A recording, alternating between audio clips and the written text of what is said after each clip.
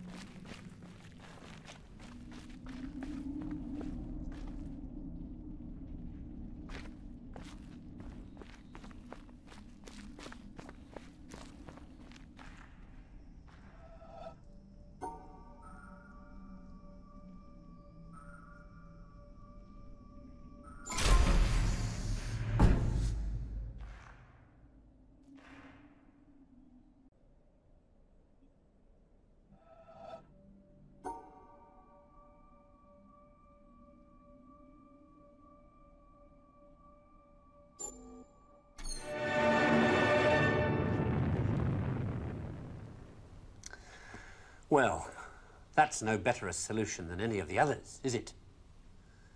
So, in the end, have we learned anything from this look at why the world turned out the way it did that's of any use to us in our future?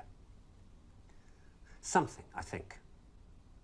That the key to why things change is the key to everything. How easy is it for knowledge to spread? And that in the past, the people who made change happen were the people who had that knowledge, whether they were craftsmen or kings. Today, the people who make things change, the people who have that knowledge, are the scientists and the technologists who are the true driving force of humanity. And before you say, what about the Beethovens and the Michelangelos? Let me suggest something with which you may disagree violently. That at best, the products of human emotion, art, philosophy, politics, music, literature, are interpretations of the world that tell you more about the guy who's talking than about the world he's talking about. Second-hand views of the world, made third-hand by your interpretation of them. Things like that, as opposed to this. Know what it is? It's a bunch of amino acids, the stuff that goes to build up a worm or a geranium or you. This stuff's easier to take, isn't it? Understandable. Got people in it. This scientific knowledge is hard to take because it removes the reassuring crutches of opinion, ideology, and leaves only what is demonstrably true about the world. And the reason why so many people may be thinking about throwing away those crutches is because, thanks to science and technology, they have begun to know that they don't know so much, and that if they are to have more say in what happens to their lives, more freedom to develop their abilities to the full, they have to be helped towards that knowledge that they know exists and that they don't possess. And by help towards that knowledge, I don't mean give everybody a computer and say, help yourself. Where would you even start? No, I mean trying to find ways to translate the knowledge, to teach us to ask the right questions. See, we're on the edge of a revolution in communications technology that is going to make that more possible than ever before. Or, if that's not done, to cause an explosion of knowledge that will leave those of us who don't have access to it as powerless as if we were deaf, dumb, and blind. And I don't think most people want that. So what do we do about it? I don't know. But maybe a good start would be to recognize within yourself the ability to understand anything, because that ability is there, as long as it's explained clearly enough. And then go and ask for explanations. And if you're thinking right now, what do I ask for? Ask yourself if there's anything in your life that you want changed. That's where to start.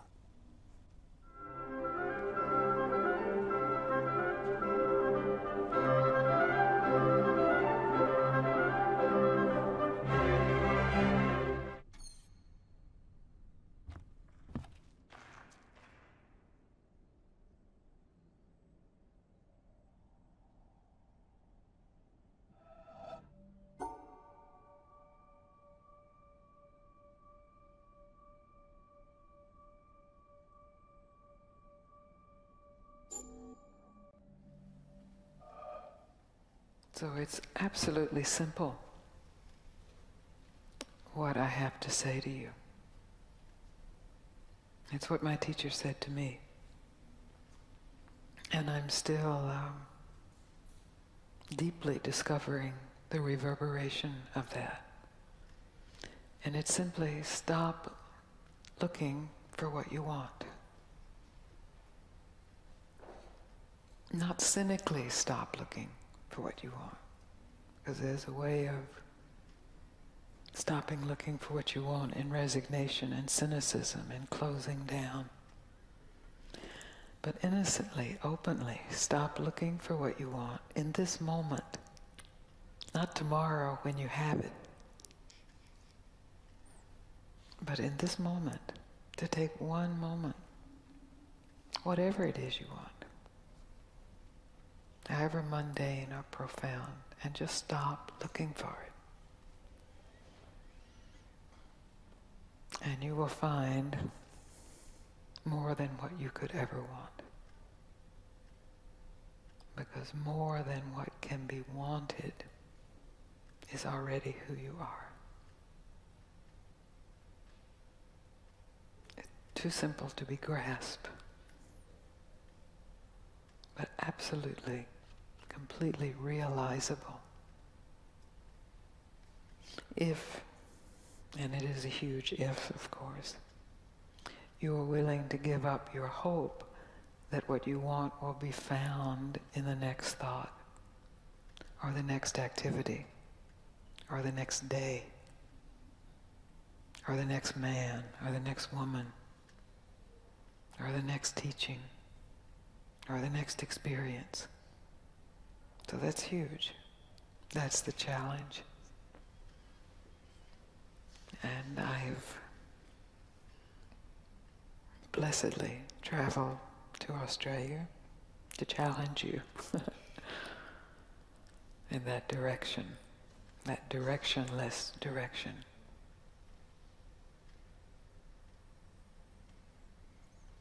It's so simple that it has to be said over and over, because it just slips right by the mind. And if it's said over and over and in enough ways and then not said, it can just be revealed. Not as something new, but as something absolutely fresh. Not new, but fresh. Who you are is not new, but it is always fresh. Who you think you are is old and dead. We just keep trying to think it a little better, squeeze some life.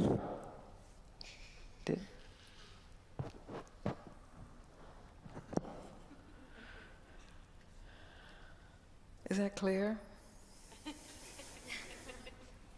is? Because that's really the basis of what I have to say. It's not a teaching. It's not a belief system. It's not a way to live your life. It's not a should stop. It's not an if you stop, you will be rich and famous and universally loved and never have a sad moment. None of that, I promise. But if you're willing to investigate for yourself without believing it or learning it or hoping to get something from it, just a pure investigation out of the natural curiosity of the human mind, just to investigate for yourself what is here when I stop trying to get anything, and how much of that is here,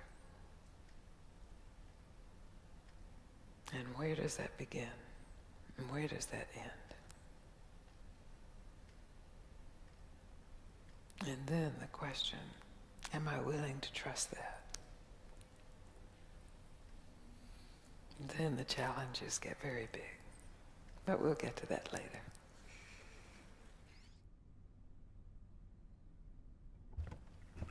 Any questions about what I just said? Want me to say it again? You already are everything you want, only maybe not in the way you imagine what you want. And it's that imagination itself that keeps you from discovering that you already are everything you want. So if you just take this evening as an experiment to give up any imagination, any image of what you need to be totally fulfilled, just give it up. It's just an image, just a thought. Maybe a spiritual thought, maybe a worldly thought, a relationship thought, career thought. Just give it up. And directly discover what's here, unthought, unimagined. How's that? Good. Good.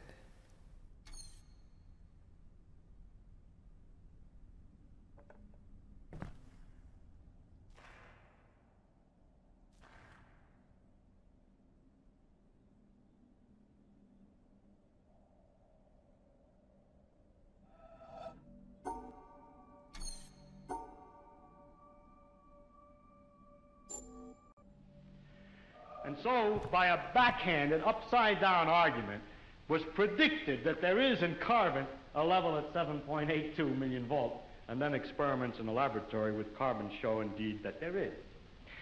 And therefore, the existence in the world of all these other elements is very closely related to the fact that there is this particular level in carbon. But the position of this particular level in carbon seems to us, after knowing the physical laws, to be a very complicated accident of 12 complicated particles interacting. So I wish to illustrate by this example that an understanding of the physical laws doesn't give you an understanding in a sense of understanding significance of the world in any way. The details of real experience are very far often from the fundamental laws. There are, in a way of speaking in the world, we have a way of discussing the world which you could call, we discuss it at various hierarchies or levels. Now, I don't mean to be very precise, there's a level, there's another level, and another level, but I will indicate by describing a set of ideas to you, just one after the other, what I mean by hierarchies of ideas. For example, at one end, we have the fundamental laws of physics. Then we invent other terms for concepts which are approximate, who have, we believe, the ultimate explanation in terms of the fundamental laws. For instance, heat. Heat is supposed to be the jiggling, and it's just a word for a hot thing is just a word for a mass of atoms which are jiggling. For that, fundamentally, we should think of the atoms jiggling. But for a while, if we're talking about heat, we sometimes forget about the atoms jiggling. Just like when we talk about the glacier, we don't always think of the hexagonal ice snowflakes which originally fell. Another example of the same thing is a salt crystal. Looked at fundamentally, it's a lot of protons, neutrons, and electrons. But we have this concept, salt crystal, which carries a whole pattern already of fundamental interactions, or idea like pressure. Now, if we go higher up from this, in another level, we have properties of substances like refractive index, how light is bent when it goes through something, or surface tension, the fact that the water tends to pull itself together, is described by a number. I remind you that we have to go through several laws down to find out that it's the pull of the atoms and so on, but we still say surface tension, and don't worry when we're discussing surface tension of the inner workings, always. Sometimes we do, sometimes we don't. Go on, up in the hierarchy. With the water, we have the waves, and we have a thing like a storm. We have a word for storm, which represents an enormous mass of phenomena. Or sunspot, or star, which is an accumulation of things. And it's not worthwhile always to think of it way back. In fact, we can't, because the higher up we go, we have too many steps in between, each one of which is a little weak, and we haven't thought them all through yet. If we go up in this hierarchy of complexity, we get to things like frog, or nerve impulse, which you see is an enormously complicated thing in the physical world, involving an organization of matter in a very elaborate complexity. And then we go on, we come to things, words, and concepts like man, and history, or political expediency, and so forth, which is a series of concepts that we use to understand things at an ever higher level. And going on, we come to things like evil, and beauty, and hope.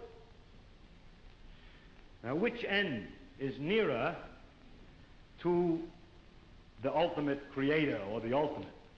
So if I make a religious metaphor, Which end is nearer to God? Beauty and hope, or the fundamental laws?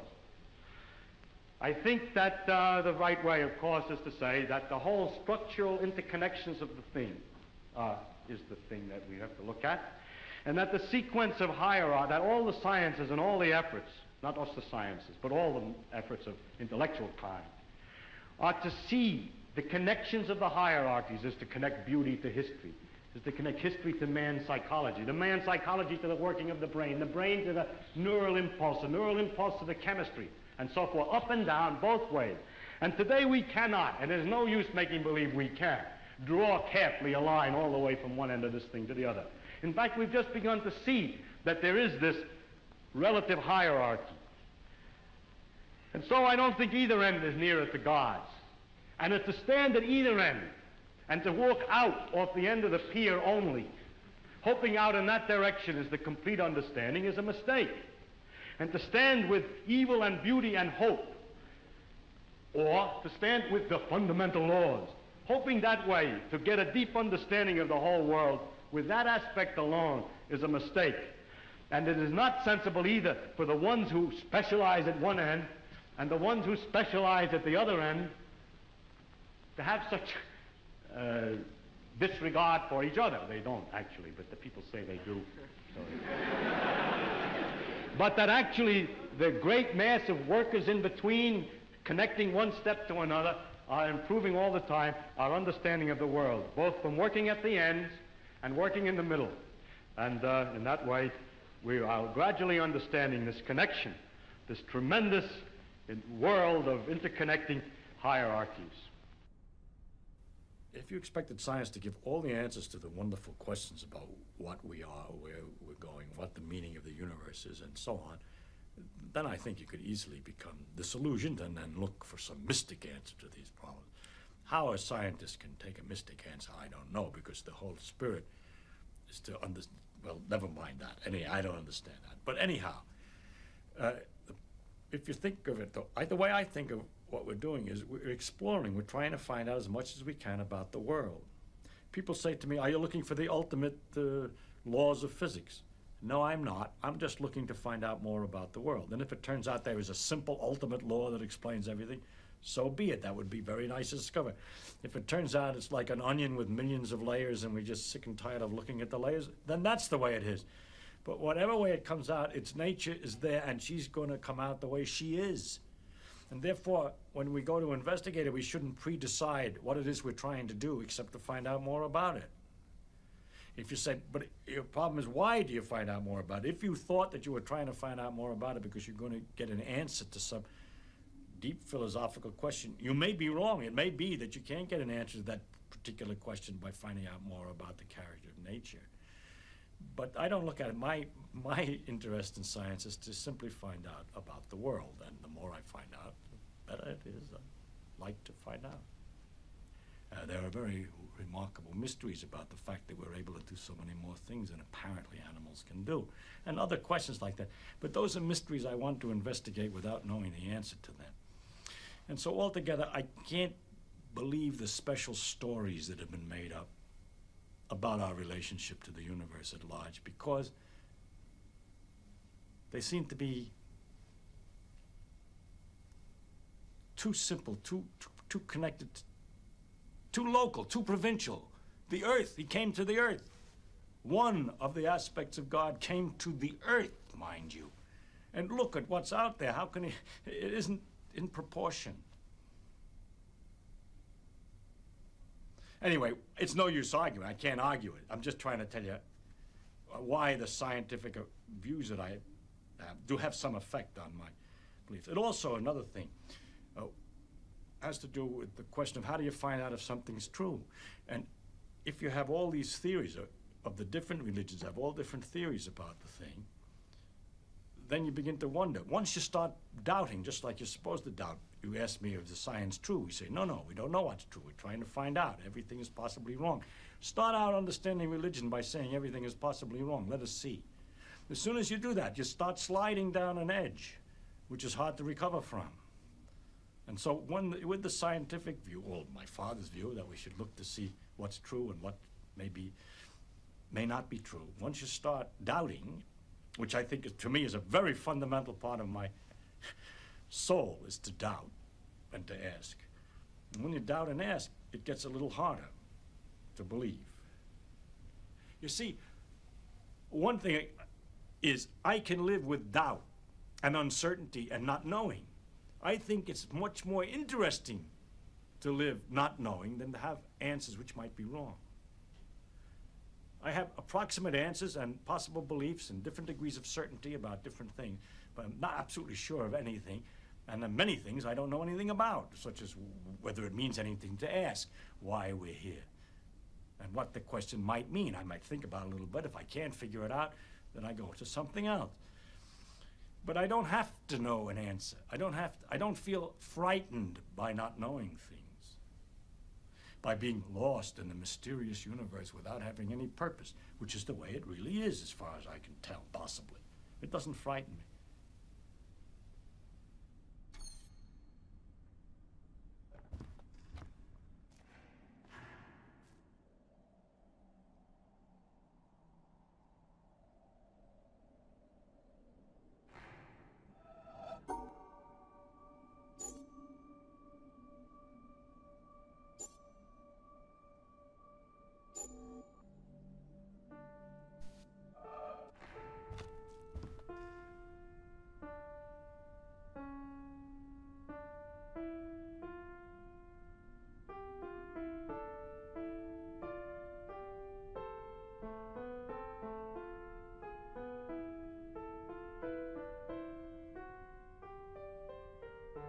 How many of you here have personally witnessed a total eclipse of the sun?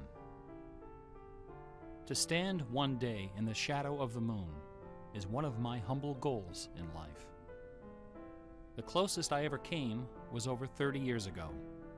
On February 26, 1979, a solar eclipse passed directly over the city of Portland. I bought my bus tickets and found a place to stay, but in the end, I couldn't get the time off work.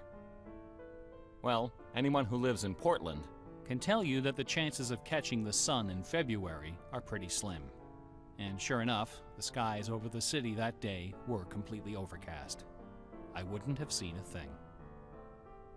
That work I couldn't get out of was my first job out of college. A sales clerk at an old Radio Shack store in beautiful downtown Worcester, Massachusetts. On my very first day behind the counter, a delivery truck pulled up to the front of the store. They carried in a big carton, upon which was printed the legend TRS-80. It was our floor sample of the world's first mass-market microcomputer. The TRS-80 Model 1 had a Z80 processor clocked at 1.7 MHz, 4,096 bytes of memory, and a 64-character black and white text display. The only storage was a cassette recorder. All this could be yours for the low, low price of $599. The store I was working in had seen better days. At one time, it had been near the center of a thriving commercial district. But like so many other New England cities, the advent of shopping malls had, by the early 70s, turned it into a ghost town. Worcester's solution to this problem was decisive, to say the least. The city's elders apparently decided that if they couldn't beat them, they would join them. And so, several square blocks at the heart of the city were bulldozed into oblivion, destroying dozens of family businesses, including the site of a pharmacy once operated by my great-grandfather. In their place was erected a vast 3-level shopping complex with cinemas and a food court. When the dust settled, only a few forlorn blocks of the old Worcester remained standing. My Radio Shack store was in one of those blocks. Then, to add insult to injury, Radio Shack opened a brand new location inside the shopping center, less than 500 feet from my store. So now patrons had a choice between a clean, well-lighted establishment with uniformed security and acres of convenient parking, or a shadowy hole in a seedy old office building next to an adult movie theater. Consequently, I had plenty of time to fool around with the new computer. I taught myself basic programming. Then I learned Z80 assembly. Both, of course, so that I could write games. I also created self-running animated demos, which ran all night in the store window for the edification of the winos who peed in our doorway. Strangely enough, the few customers we had didn't seem to be interested in our new computer, even after the 16K memory upgrade. In fact, most of the people who set off the buzzer on their way through the front door weren't there to buy anything at all. They were there to exploit a free promotion, which was the bane of Radio Shack employees for over 40 years. The Battery of the Month Club. The idea of this promotion was simple. Customers got a little red card upon which was printed a square for each month. 12 times a year, the lucky sales clerk got to punch out a square and give the customer one brand new AAA, AA, C, D, or 9-volt battery. Of course, customers weren't allowed to choose just any grade of battery. At the time of my employment, Radio Shack offered 3 different levels of battery excellence.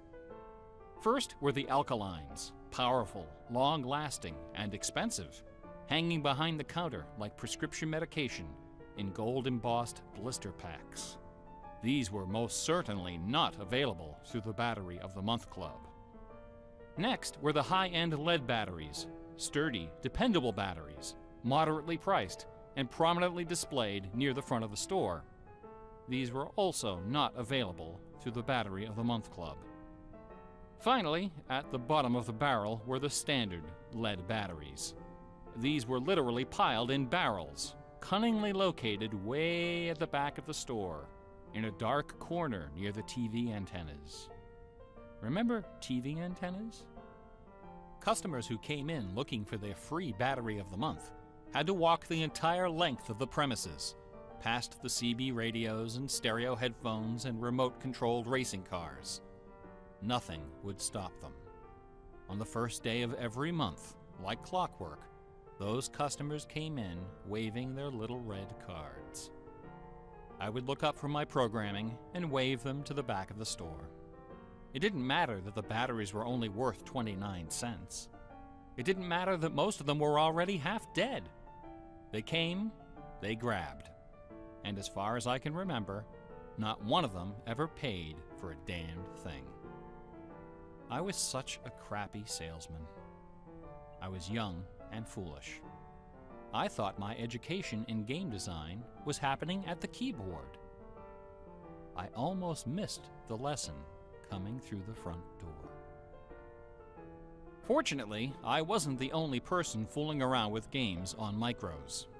All over the country, people like me were experimenting.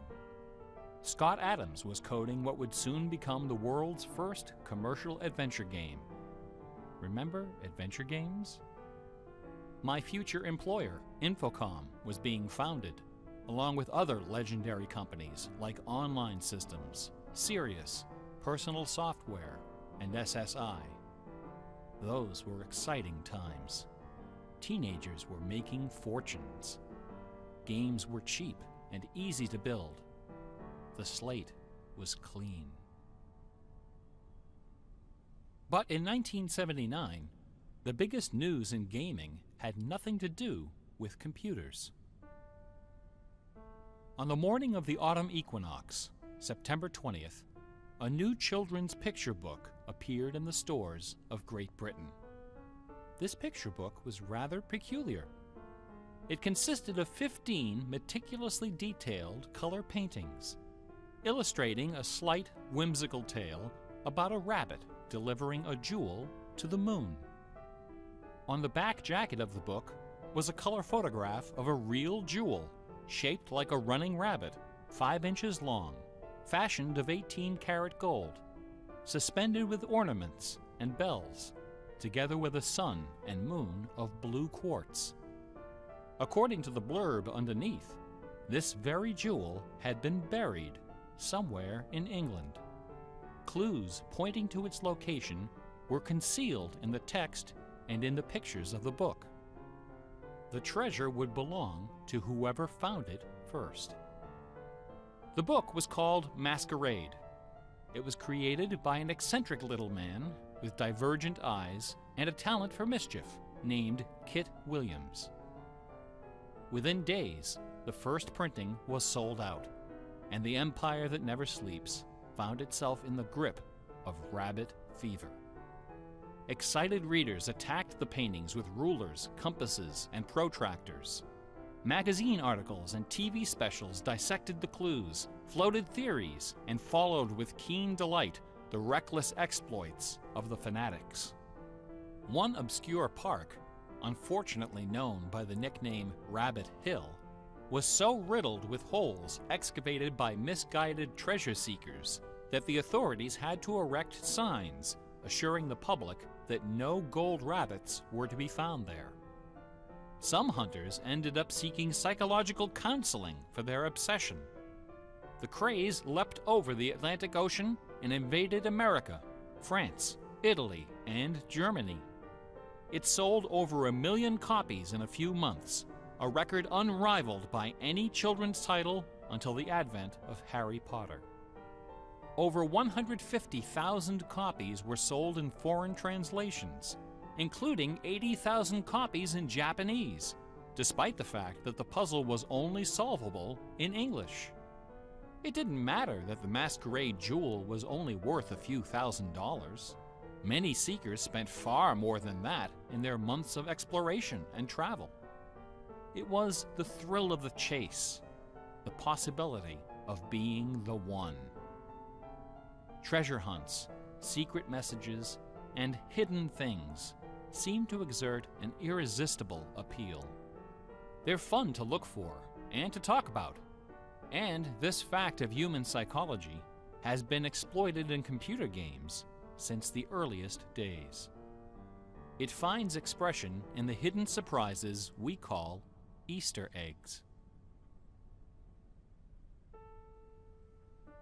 Atari's Stephen Wright is credited with coining this term in the first issue of Electronic Games magazine. The first Easter egg in a commercial computer game appeared in an early Atari 2600 cartridge called, simply enough, Adventure. By a sequence of unlikely movements and obscure manipulations, players could discover a secret room where the words "created by Warren Robinette" appeared in flashing letters. Over the decades, Easter eggs and their evil twin, cheat codes, have become an industry within an industry. Entire magazines and websites are now devoted to their carefully orchestrated discovery and dissemination. They're part of our toolkit, our basic vocabulary, the language of computer game design. Computer gamers may have been the first to refer to hidden surprises as Easter eggs, but we certainly weren't the first to use them. Painters, composers, and artists of every discipline have been hiding stuff in their works for centuries. The recent advent of VCRs and Laserdisc players with freeze-frame capability exposed decades of secret Disney erotica. Thomas Kincaid, the self-appointed painter of light, amuses himself by hiding the letter N in his works. A number beside his signature indicates how many N's are hidden in each painting. Picasso, Dali, Raphael, Poussin, and dozens of other painters concealed all kinds of stuff in their paintings. A favorite trick was hiding portraits of themselves, their families, friends, and fellow artists in crowd scenes. El Greco loved dogs, but the Catholic Church forbid him from including any in his sacred paintings. So he hid them, usually within the outlines of celestial clouds. Composer Dmitri Shostakovich chafed under the political censorship imposed by the Soviet Ministry of Culture. His symphonies and chamber works are loaded with hidden signatures and subversive subtexts which, had they been recognized, would have sent him to Siberia. Mozart's opera, The Magic Flute, is filled with musical allusions to the rituals of the Freemasons, the ancient secret society of which he and his mentor Haydn were members. But the most famous purveyor of Easter eggs is that champion of the late Baroque, the ultimate musical nerd, Johann Sebastian Bach. Bach was a student of gematria, the art of assigning numeric values to letters of the alphabet. A equals 1, B equals 2, C equals 3, etc. By comparing, sequencing, or otherwise manipulating these numbers, secret messages can be concealed. Bach took particular delight in the geometrical numbers 14 and 41. 14 is the sum of the initials of his last name. B equals 2, A equals 1, C equals 3, and H equals 8. 41 is the sum of his expanded initials, J.S. Bach. These two numbers show up over and over again in Bach's compositions. One of the better-known examples is his setting of the chorale Vor deinem Thron. The first line of the melody contains exactly 14 notes, and the entire melody, from start to finish, contains 41. Another of Bach's favorite games was the puzzle canon. A canon is a melody that sounds good when you play it on top of itself, a little bit out of sync. Frère Jacques and Row, Row, Row Your Boat are familiar examples of simple, two-voice canons. But a canon can employ any number of voices. And you don't have to play each voice the same way either. You can change the octave, transpose the key, invert the pitch, play it backwards, or any combination. Finding melodies that make good multi-voice canons is a fussy and difficult art, of which Bach was an undisputed master. Now, in a puzzle canon, the composer specifies the basic melody and the number of voices, but not the relationship of the voices. The student has to figure out the position and key of each voice, and whether to perform them inverted and/or backwards. Bach wrote quite a number of puzzle canons. The most famous, BWV 1076, is part of a fascinating story. One of Bach's students was a fellow by the name of Lorenz Misler, founder of the Society of Musical Science. This elite, invitation-only institution devoted itself to the study of Pythagorean philosophy and the union of music and mathematics. Its distinguished membership reads like a who's who of German composers, including Handel, Telemann, and eventually Mozart. Applicants for membership in the society were required to submit an oil portrait of themselves, along with a specimen of original music. With nerdly efficiency, Society member number 14 decided to combine these admission requirements into a single work. He sat for a portrait with Elias Haussmann, official artist at the court of Dresden. This portrait, which now hangs in the gallery of the town hall in Leipzig, is the only indisputably authentic image of Bach in existence. The Haussmann portrait shows Bach dressed in a formal coat with exactly 14 buttons. In his hand is a sheet of music paper, upon which is written a puzzle canon for 6 simultaneous voices.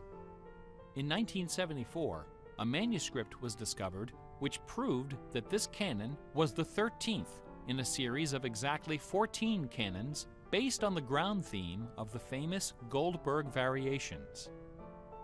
As if these musical gymnastics weren't enough, Bach liked to hide messages in his compositions by assigning notes to the letters. His initials, B-A-C-H, correspond to the pitch sequence B-flat, A, C, and B natural in German letter notation.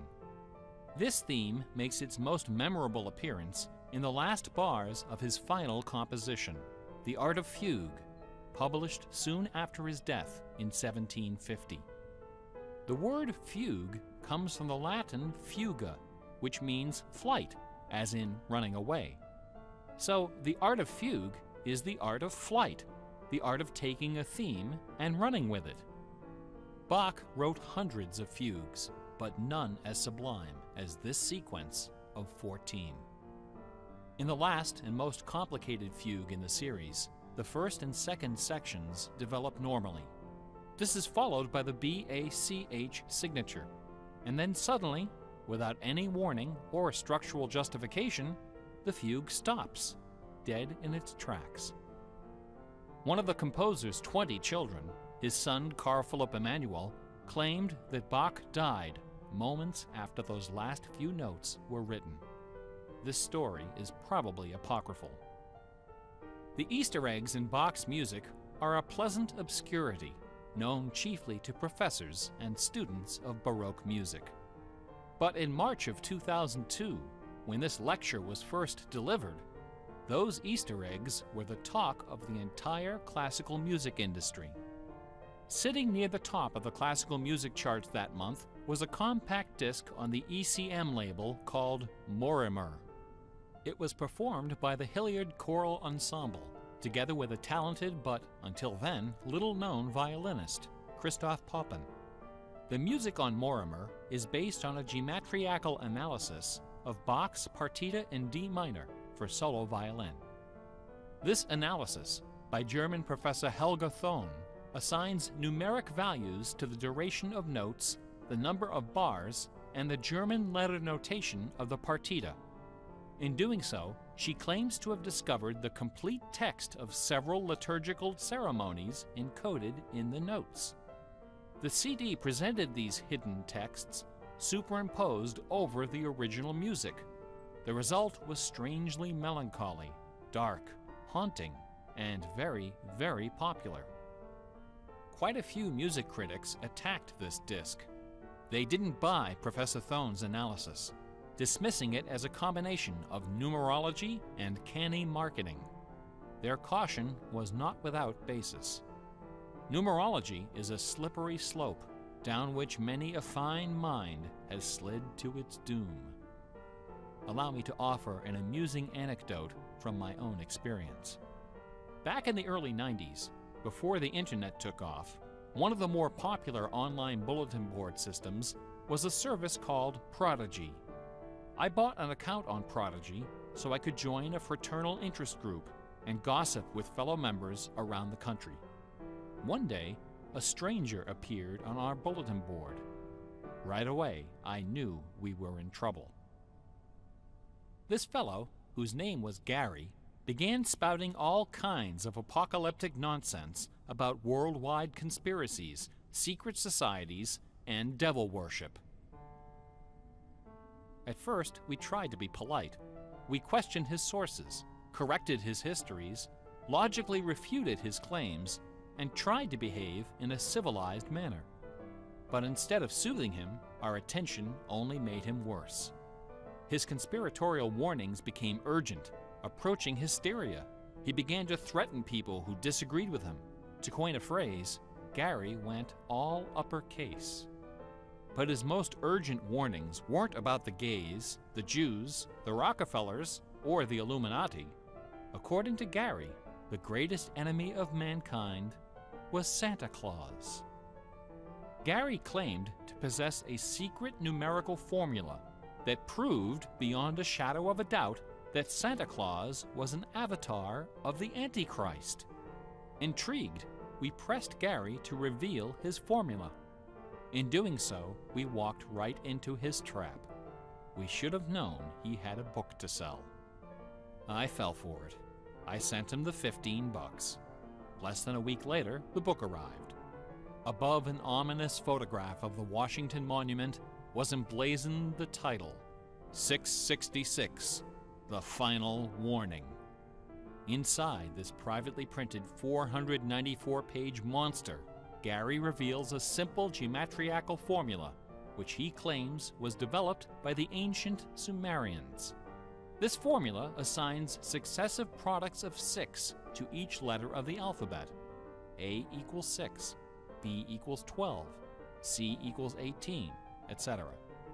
Imagine my dismay when I applied this ancient formula to the name Santa Claus and obtained the blasphemous sum of 666, the biblical number of the beast. I went on Prodigy and reported to the stunned members of our interest group that Gary was right after all. There could be no doubt. that according to the unimpeachable wisdom of ancient Samaria, Santa Claus was the Antichrist. I then went on to point out several other names which, when submitted to Gary's formula, also produced the sum 666. Names like St. James, New York, and New Mexico. Soon the bulletin board was filled with discoveries like computer, Boston tea, and most sinister of all, sing karaoke. Gary left us alone after that. I got my $15 worth. But Gary is hardly the first person to connect secret codes to the Bible. People have been looking for Easter eggs in the Bible for hundreds of years. The Hebrew mystical tradition of Kabbalah can be described as a geometriacal meditation on the Pentateuch, the first 5 books of the Old Testament. The advent of computers has made the application of numerology to the Bible fast and efficient. The latest spate of Bible searching was instigated by a book published in 1998 by Michael Drosnin, a former Wall Street Journal reporter. His book, The Bible Code, applied a skip cipher in which every nth character in a text is combined to form a message. By applying his skip cipher to the Hebrew text of the Old Testament, Drosnin claimed to have discovered predictions of World War II, the Holocaust, Hiroshima, the assassination of Yitzhak Rabin and both Kennedys, the moon landing, Watergate, the Oklahoma City bombing, the election of Bill Clinton, the death of Princess Di, and the comet that collided with Jupiter. He also found predictions of a giant earthquake in LA, a meteor hitting the Earth, and nuclear Armageddon, all scheduled to occur before the end of the last decade. The Bible Code spent many weeks on the bestseller lists, spawning several sequels and dozens of imitators. The Bible has certainly attracted its share of crackpots, but for the real hardcore egg hunters, nothing can rival the ingenuity, the tenacious scholarship, the stubborn zeal of those who seek the answer to the ultimate literary puzzle, a poisonous conundrum that has squandered fortunes, destroyed careers, and driven healthy, intelligent scholars to the brink of madness and beyond. Who wrote Shakespeare? The essays and books devoted to the Shakespeare authorship problem are sufficient to fill a large library. Several such libraries actually exist. Not even a day-long tutorial, much less an hour lecture, can begin to do justice to this complex, bizarre, and dangerously tantalizing story. Nevertheless, for the unacquainted, I will attempt to summarize the issue in a few paragraphs. The undisputed facts of Shakespeare's life and career could be scribbled on the back of a cocktail napkin. We know for a fact that a man named William Shakespeare was born in 1564 in or around the village of Stratford-upon-Avon. We know that he had a wife and at least 3 children. We know he bought property in Stratford, was involved in several lawsuits with his neighbors, and died there in 1616, aged 52. We also know that during those same years, a man with a last name similar to Shakespeare worked as an actor on the London stage, eventually becoming co-owner of some of the theaters there. We also know that about the same time, a number of most excellent poems and plays were published in London under the name Shakespeare. We do not know for a fact that the landowner in Stratford and the actor in London with a similar last name were one and the same man. We do not know for a fact that either man had anything to do with the poems and the plays. All we know is that those poems and plays have, in the 400 years since their composition, come to be regarded as a pinnacle of Western culture. The works attributed to Shakespeare appear to have been written by a man or woman who knew something about just about everything.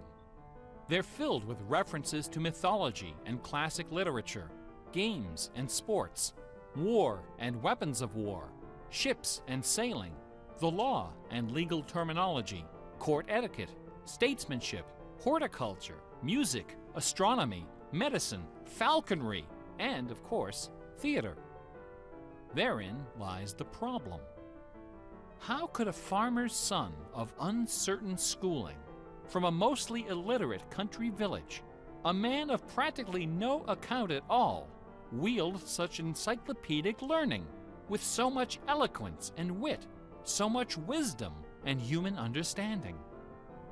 For the first 150 years, nobody questioned the traditional history of the bard. Then, in the late 18th century, Reverend James Wilmot, a distinguished scholar who lived just a few miles north of Stratford, decided to write a biography of the famous playwright. Dr. Wilmot believed that a man as well educated as Shakespeare must have owned a fairly extensive library, despite the fact that not a single book or manuscript is mentioned in his will. Over the years, he speculated, some of those books must have found their way into local collections. And so, the good Reverend Doctor scoured the British countryside, taking inventory of literally every bookshelf within 50 miles of Stratford. Not a single book from the library of William Shakespeare was discovered.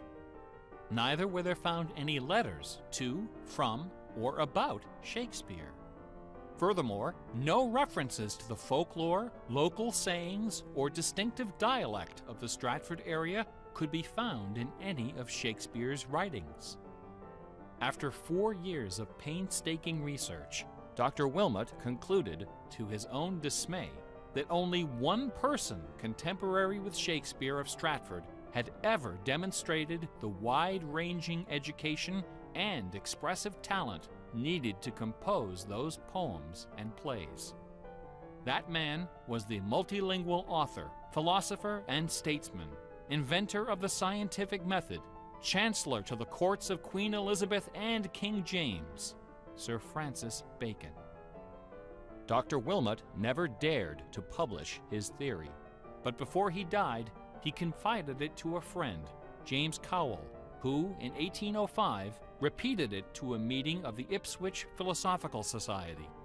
The members of the society were suitably outraged, and the scandalous matter was quickly forgotten. Then, in 1857, a lady from Stratford, Connecticut, published a book called The Philosophy of the Plays of Shakespeare Unfolded. In this book, Miss Delia Bacon, no relation to Francis, claimed that the works of Shakespeare were written by a secret cabal of British nobility, including Sir Walter Raleigh and Sir Philip Sidney, as well as Sir Francis Bacon. Delia Bacon's book electrified the world of letters. Battle lines were drawn between the orthodox Stratfordians and the heretical Baconians. Literary societies and scholarly journals were formed to debate the evidence.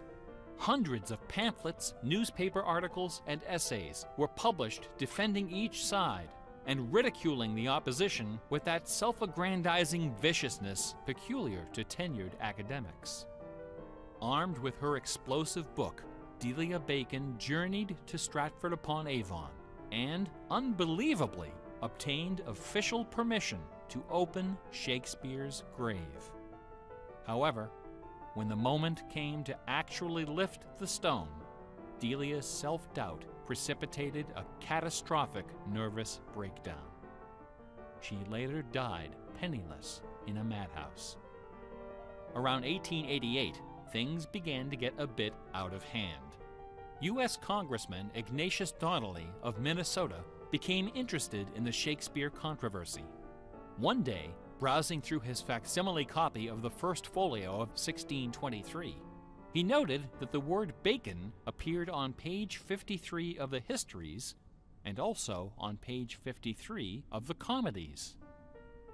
He also noted that Sir Francis Bacon had written extensively on the subject of cryptography.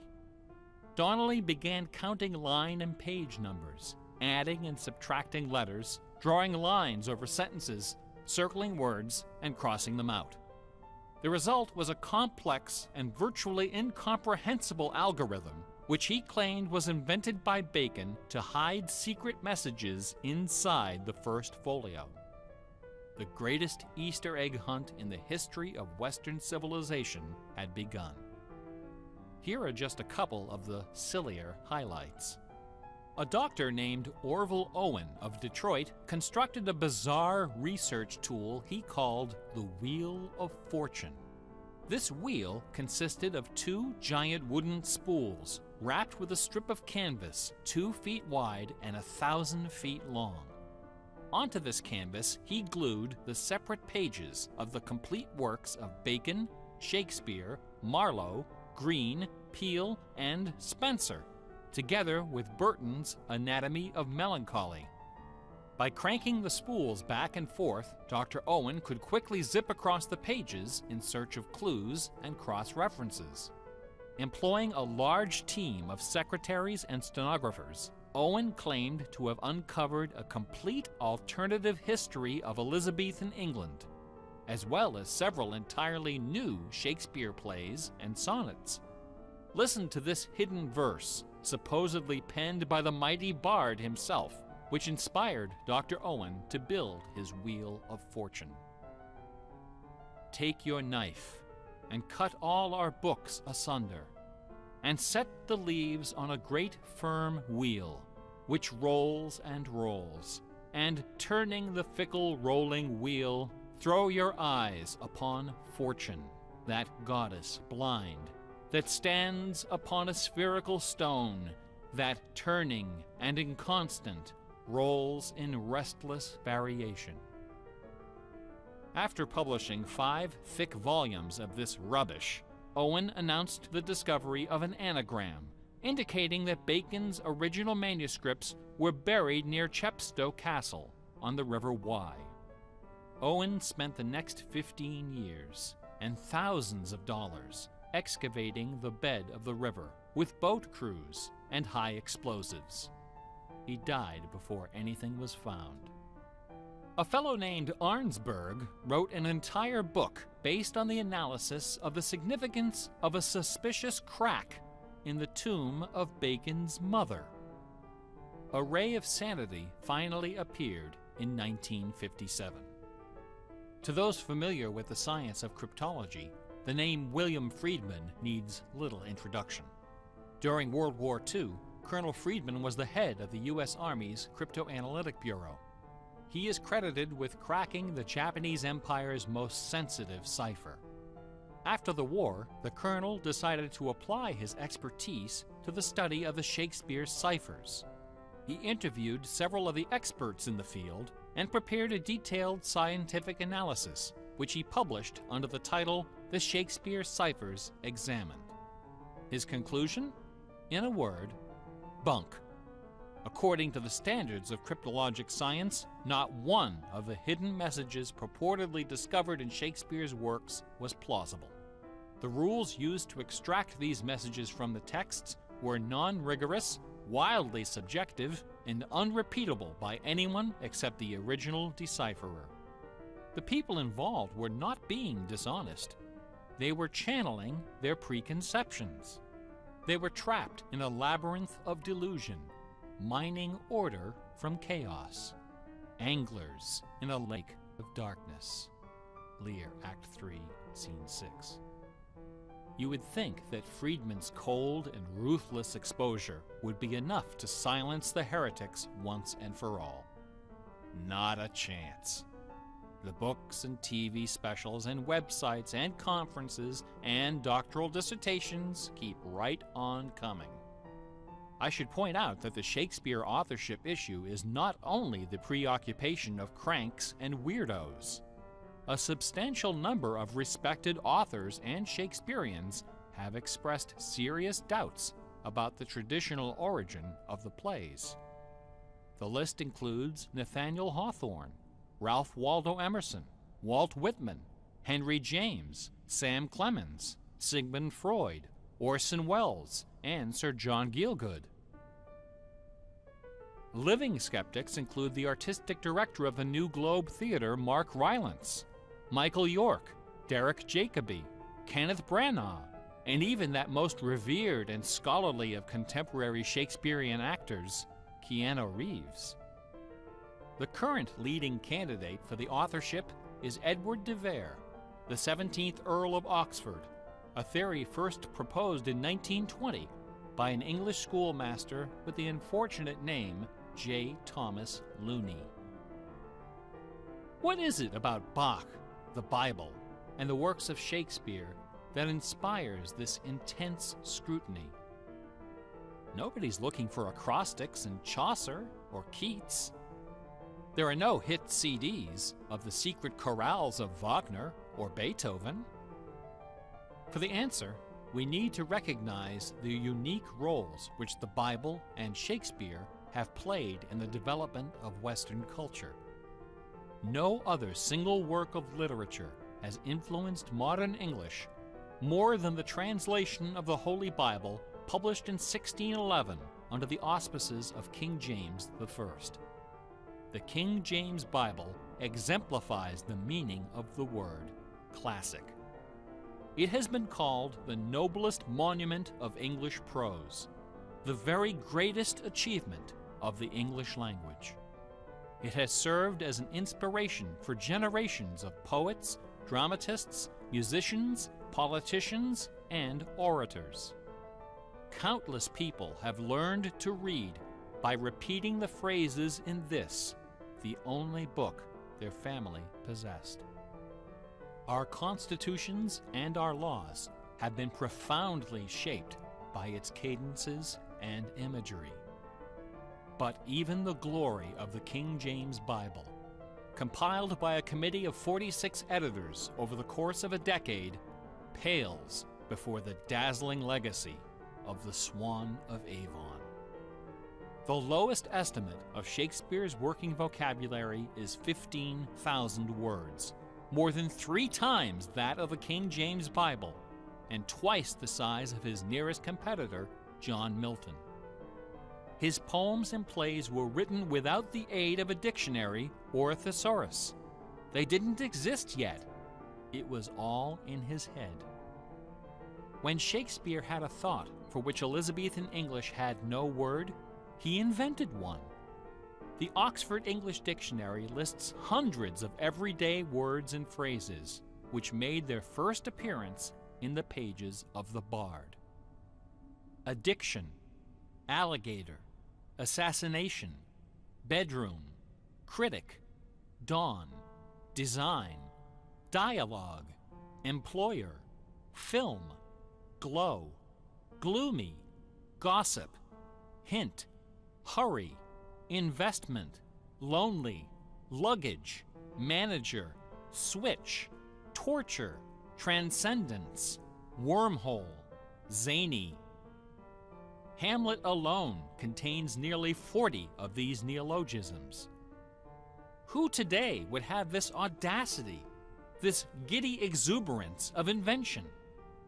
Only one other English author even approaches Shakespeare's facility for coining new words: Sir Francis Bacon. In the modern era, the record holder is Charles Dodgson, better known as Lewis Carroll, who, interestingly, also happens to be the second most quoted author in English, after Shakespeare. Everyone has been profoundly molded by the influences of the King James Bible and Shakespeare. Like it or not, all of us peer at the world through the lenses of these great works.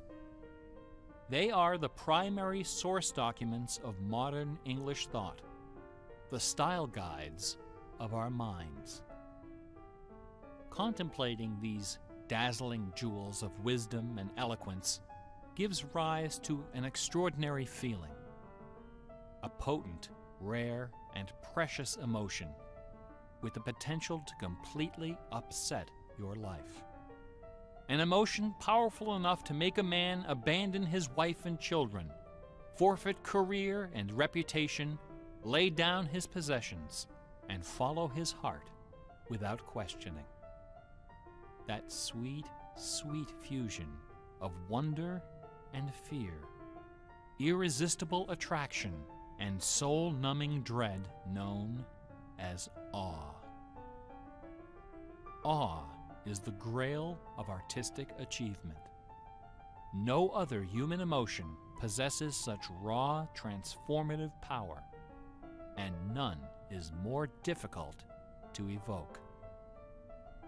Few and far between are the works of man that qualify as truly awesome. It is awe that convinces a rabbi to spend a lifetime decoding Yahweh from the Pentateuch. Awe that sends millions of visitors each year to the pyramids of Giza, Guadalupe, and Mecca. It was awe that drove poor Delia Bacon to her doom. Now, please don't come away from this lecture thinking that the key to awesome game design is the installation of Easter eggs. Ordinary games with their contrived Easter eggs and cheat codes are like the Battery of the Month Club. You have to trudge down to the back of the store to get what you really came for.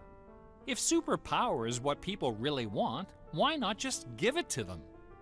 Is our imagination so impoverished that we have to resort to marketing gimmicks to keep players interested in our games?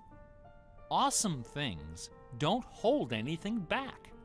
Awesome things are rich and generous. The treasure is right there. One afternoon, I was sitting alone behind the counter at that old Radio Shack store. My boss had stepped out for some reason. An elderly woman walked through the front door. Like most of our customers, she was shabbily dressed, probably on a fixed income. I assumed she was there for her free battery, but instead, she placed a portable radio on the counter.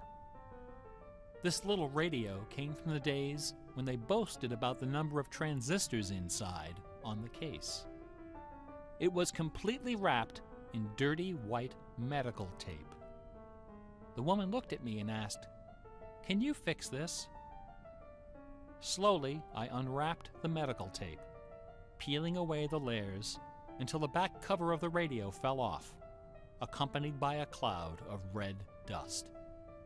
The interior of the radio was half eaten away by battery leakage and corrosion. I looked at the radio. I looked at the old woman.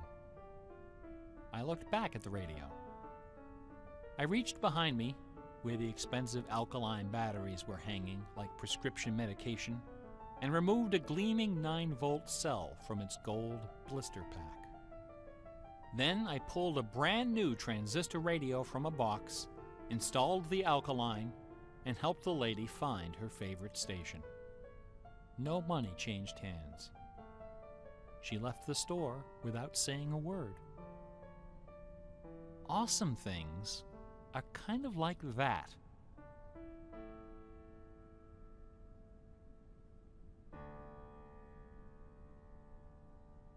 Bach offered his students very specific insight into the source of awe.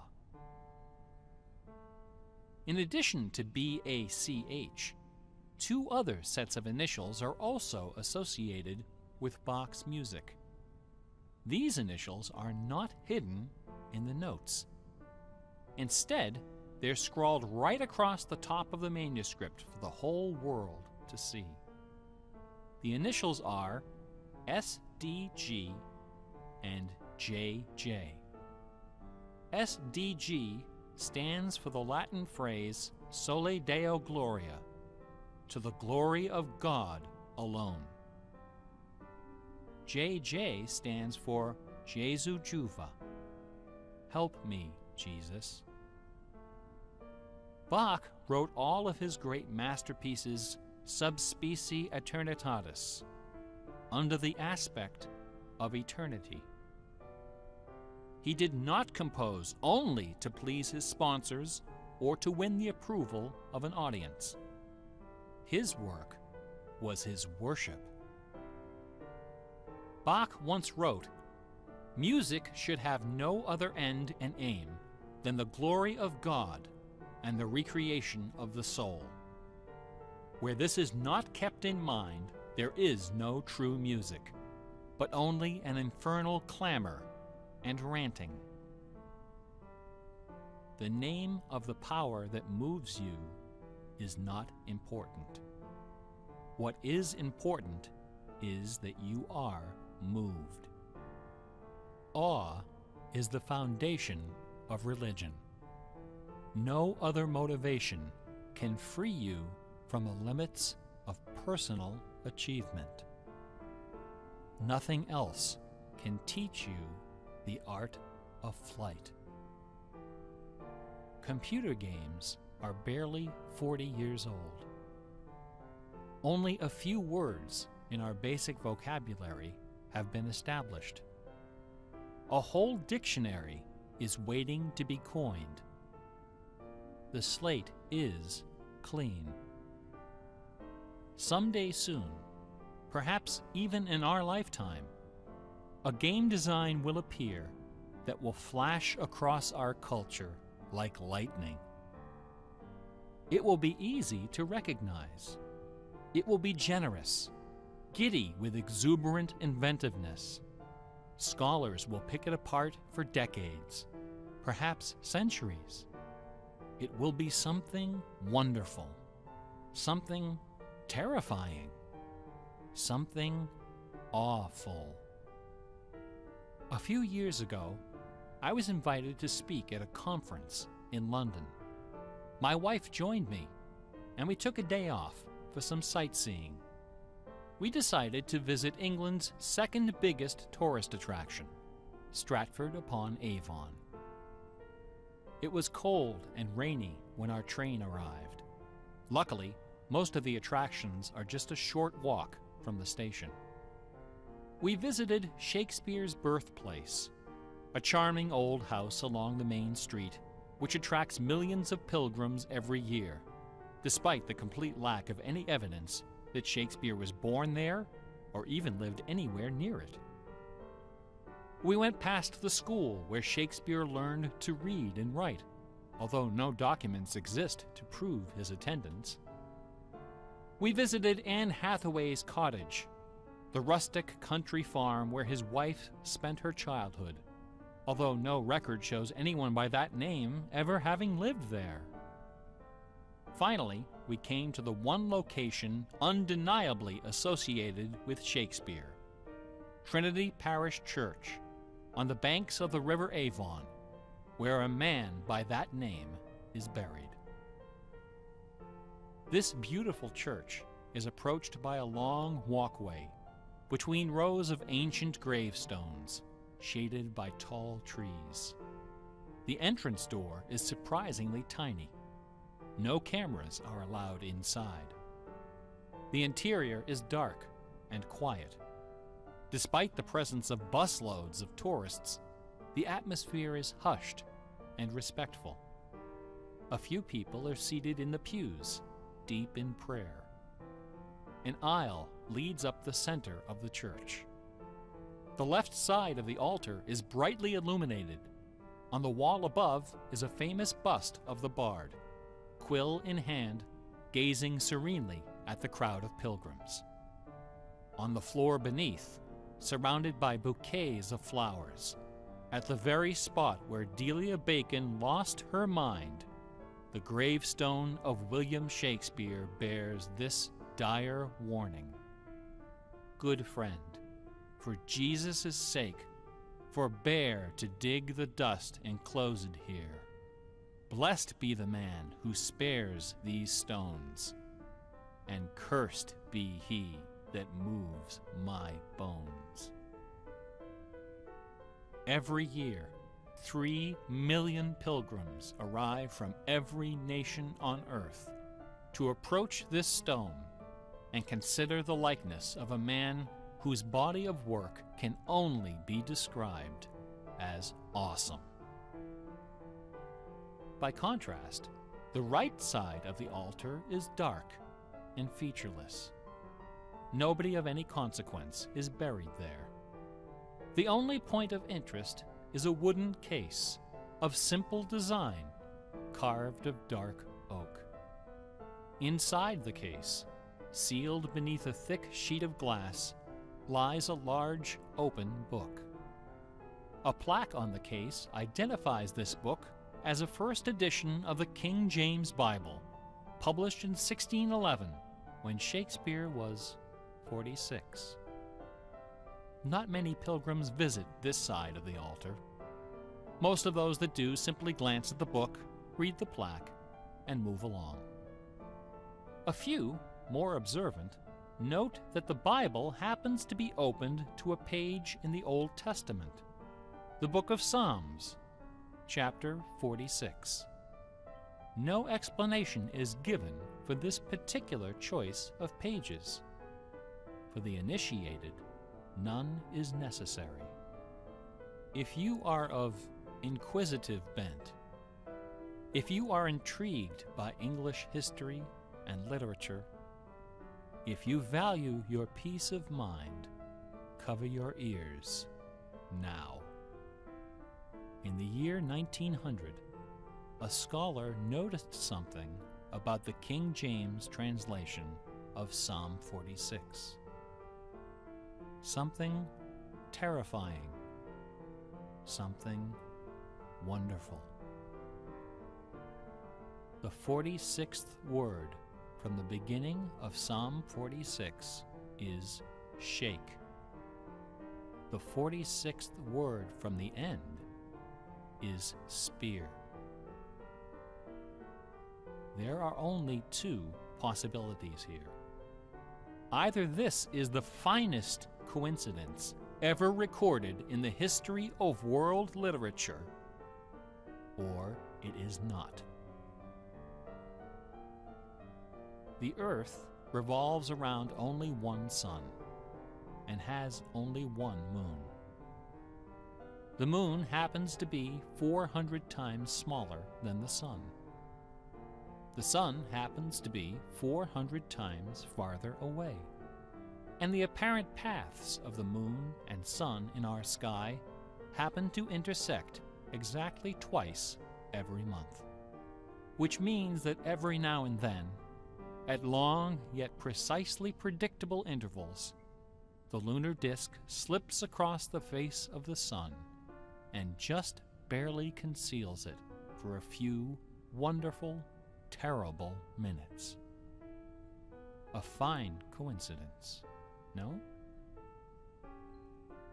In June of 1977, a little man with divergent eyes and a talent for mischief ascended a hilltop in the British village of Ampthill. At the summit of this hill is a tall, slender cross, a memorial to Catherine of Aragon, the first wife of Henry VIII. The sun, high in the south, cast the shadow of the cross upon the grassy hillside. At exactly 12 noon, the man removed from his pocket a bar magnet. He turned the magnet so its north pole was facing south and buried it under the shadow of the cross. 2 years later, a few hours before the publication of his first book, the man returned to that hillside, this time in the dead of night. He used a compass to locate the magnet he had buried. In that same place, he dug a hole in the ground and placed inside a ceramic container inscribed with the following words: "I am the keeper of the jewel of masquerade, which lies waiting safe inside me for you or eternity."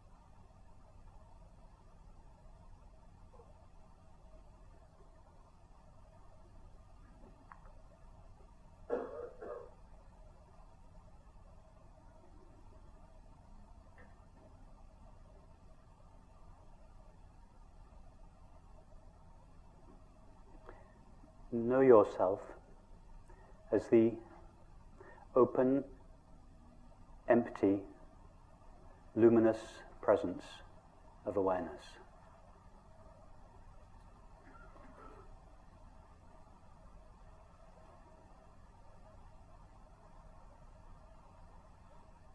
Open because you say yes unconditionally and indiscriminately to all appearances of the mind, body, and world. Like empty space, you have no mechanism inherent within you that can resist any appearance. We don't have to make this the case, it is already the case.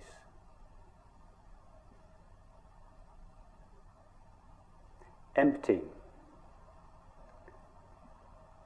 because although you, I, this aware presence is aware of thoughts, sensations, and perceptions, it is not made out of a thought, a sensation, or a perception. It is made out of pure knowing or awareness.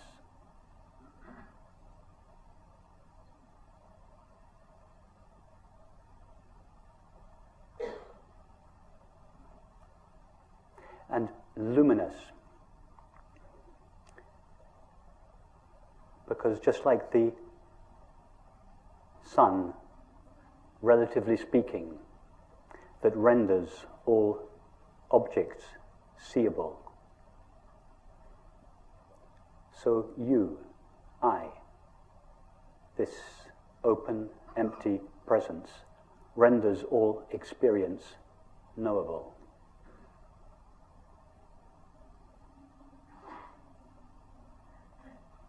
In fact, we don't really see objects, relatively speaking, illumined by the sun. We just see reflections or modulations of the sun's light, appearing as a multiplicity and diversity of color. In the same way, we don't really know the objects of the mind, body, and the world. We just know our knowing of them. All we know, all that is known, is the knowing of experience. And you are that knowing.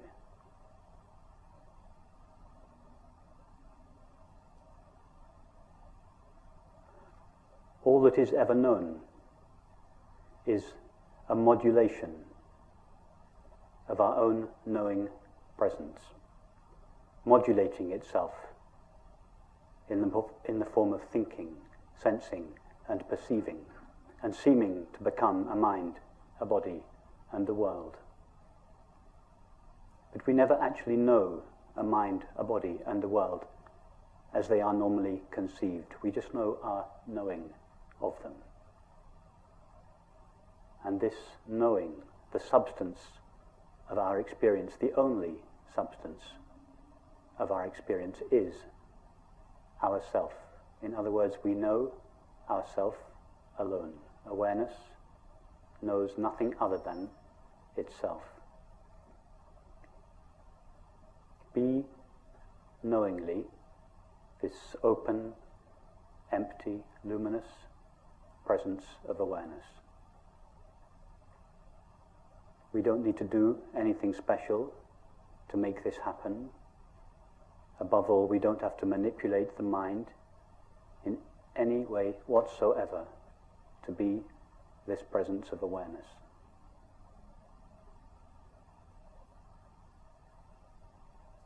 This presence of awareness, which is simply our self, what we refer to when we say I, is ever present.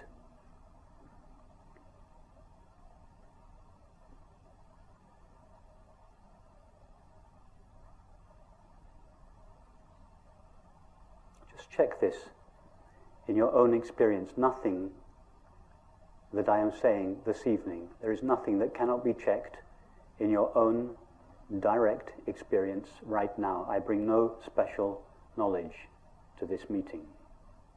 I don't have a store of knowledge which I am disseminating. I'm just, within the limits of language, trying to describe the current experience. Ask yourself, do I know anything other than now?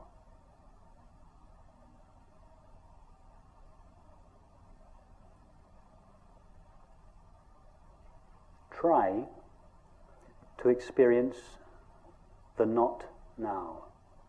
Try first to experience the past. It's easy to experience a thought about the past. But what about the actual past to which this thought refers? Try to experience that. Can you step into the past? Can you go 1 second into the past? Or 1 second into the future? Thought can go there. But what about you?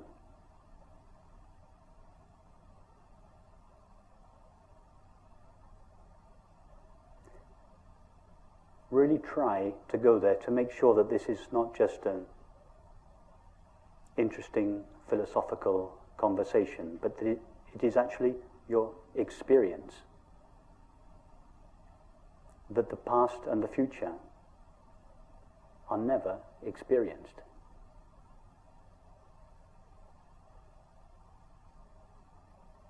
And if the past and the future are never actually experienced, they are only thought about. And that thought about the past and the future is always now. If this past and future are never experienced, what does that say about time?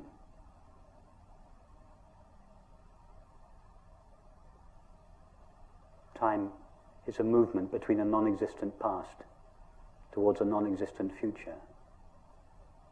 It's a theory, a necessary and valid theory, but a theory that doesn't refer to the reality of our experience. Nobody has ever or could ever experience time. When I say nobody, I mean yourself, awareness, the only one that knows or is aware.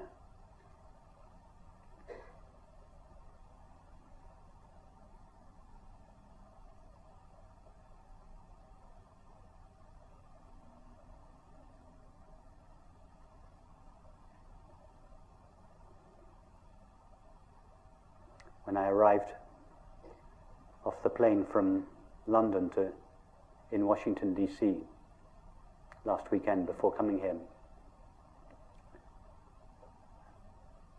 the friend who picked me up asked me how the flight was, and she said, how long did it take? And I experienced thought being cranked up like an old motor, a little resistant to get going. And for a moment, I could feel the cogs of thought almost moving, trying to work out how much time the flight had taken. Because in my experience, it had been now all the way.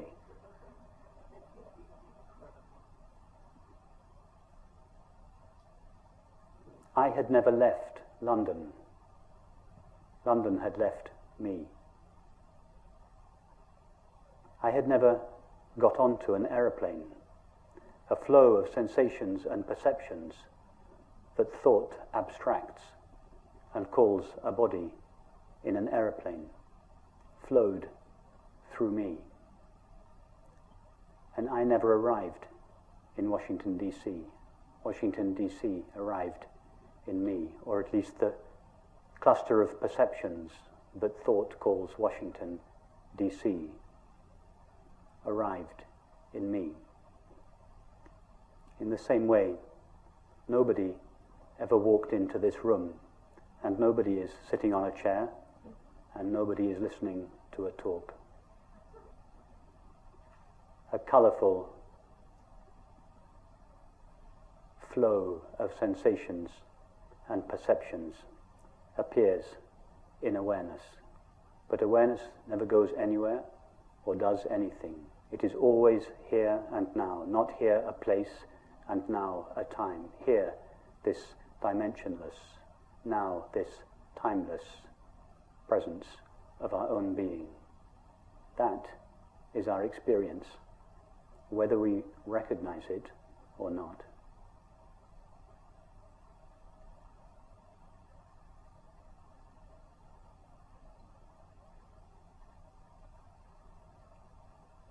Now the mind may feel a little rebellious when it hears this. It may say, yes, yes, yes, that's true, but there is an undeniable continuity to my experience. And this undeniable continuity would seem to be evidence of time.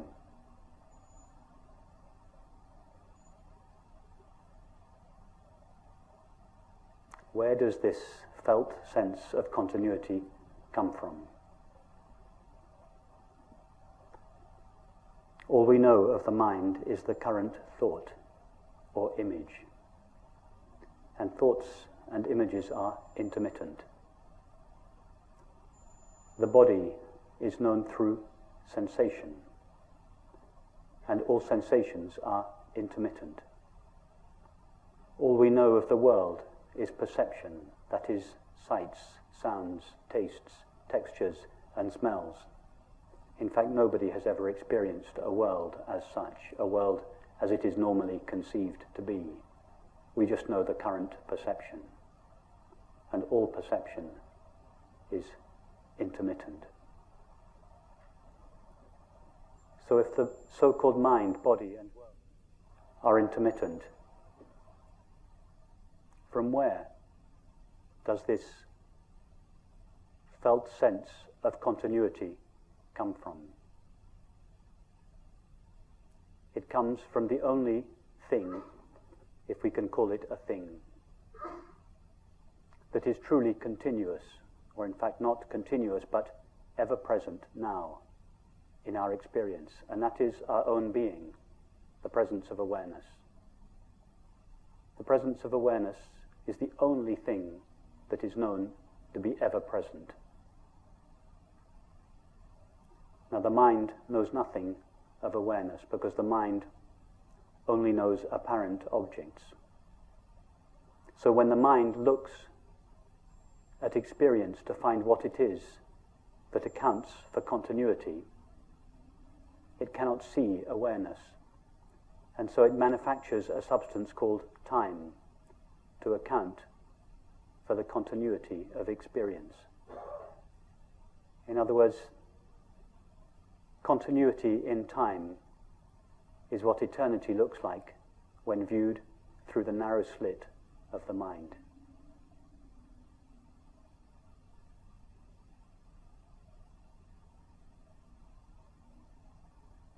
Permanence in space is what the infinite, unlimited nature of awareness looks like when viewed through the narrow slit of the mind. Continuity and permanence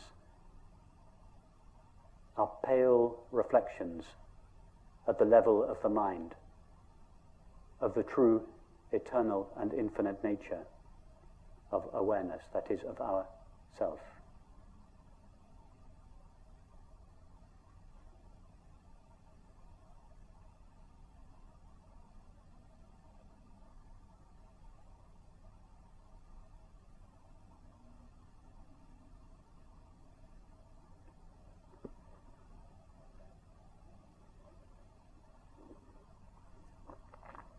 What else can we say about ourself from our actual experience? Which means right now, what can we know for certain about ourself? Not what thought may tell us about ourselves, but what we actually know in this moment, derived only from our experience of ourself. Ask yourself, can I, this open, empty, knowing presence, can I be agitated? Thought can be agitated. Sensations, or the body, can be agitated. The world can be agitated. But what about you, the one that knows the apparent mind, body, and world? Can you, this open, empty presence, be agitated?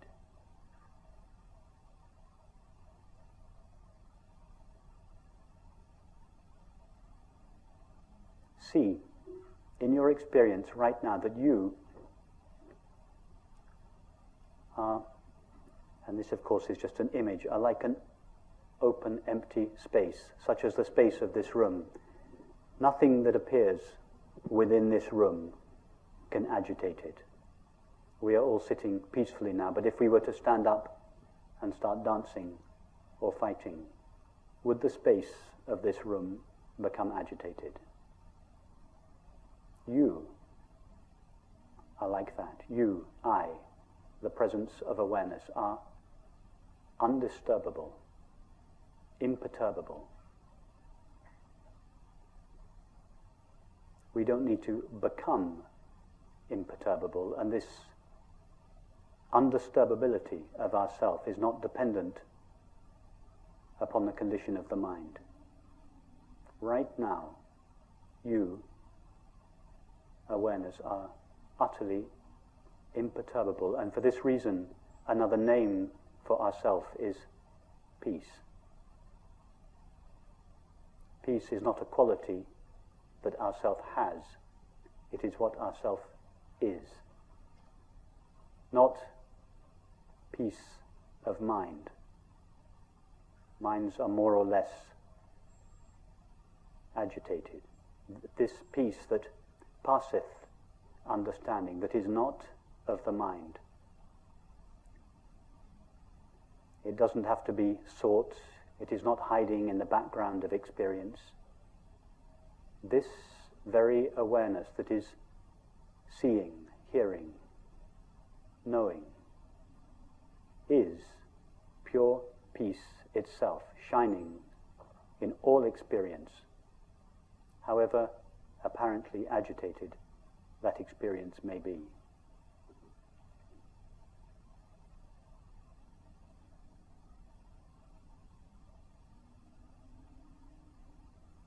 Ask yourself, can I, this presence of awareness, ever lack something? Thoughts can say that something is missing. Feelings can say that something is missing. But what about you?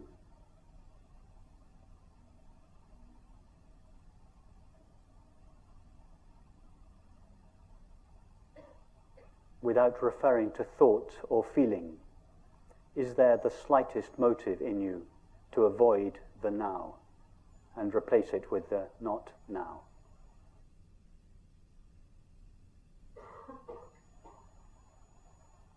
See that in yourself, this presence of awareness, there is not the slightest impulse or possibility to avoid the now.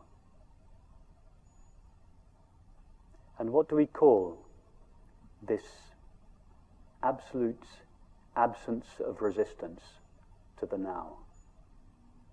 The absolute absence of resisting what is and seeking what is not. What is the common name we give to this? It is called happiness. We all know that when we are happy, we are by definition not resisting the now and seeking in the past or the future. By happiness, of course, I do not mean a pleasant state of the mind or the body.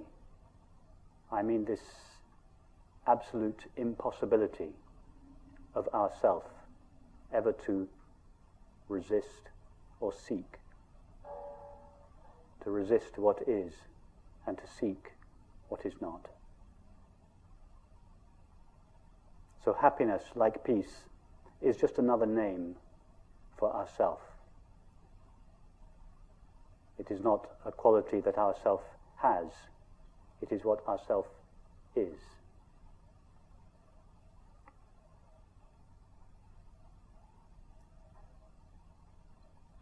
What else can we say for certain based on this current experience about ourselves?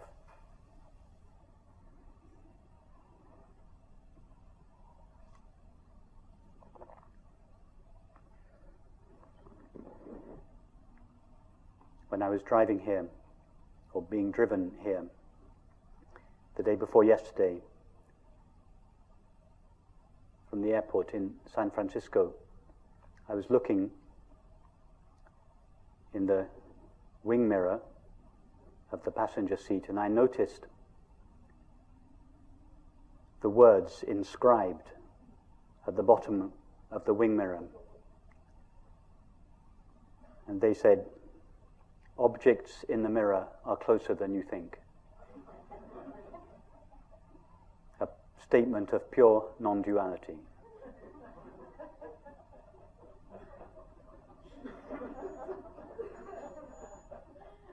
Objects that appear in the mirror of consciousness are closer than we think. How close to a mirror are the objects that appear in it?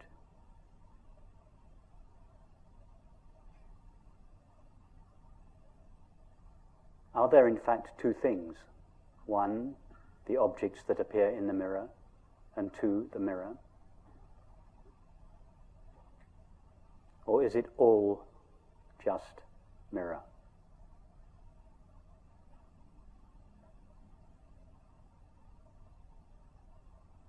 All we know of the apparent mind is the experience of thinking. And thinking is just a modulation of yourself, a modulation of knowing or awareness. All we know of the apparent body is the experience of sensing. And sensing is a modulation of yourself, awareness. All we know of the apparent world is the experience of seeing, hearing, touching, tasting, and smelling.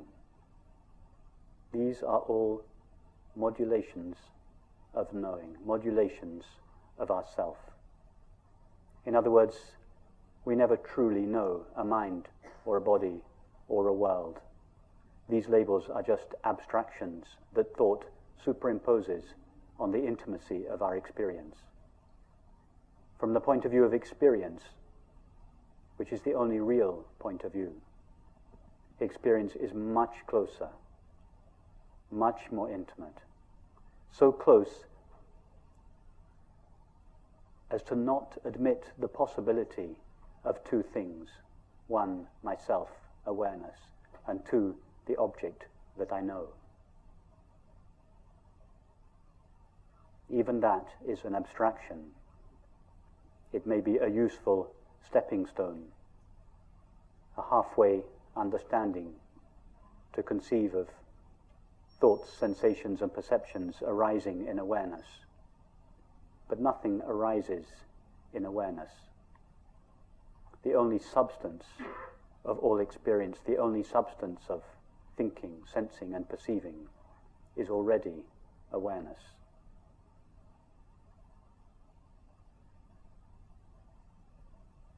What do we call this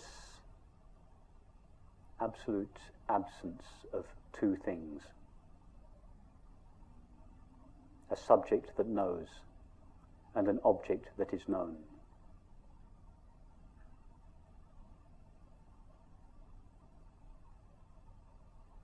Take now the experience of hearing. Go to the sound of the air conditioning. Forget about the labels sound and air conditioning. Our only knowledge of the apparent air conditioning is the experience of hearing. How close does hearing take place to you? 5 meters away? 10 meters away? Refer only to your experience, not to what thought tells you about sound. Where is hearing? Is it close? Intimate? And in the experience of hearing, can you find two parts? One part that hears, and another part that is heard? Or is it just one seamless, intimate substance called myself?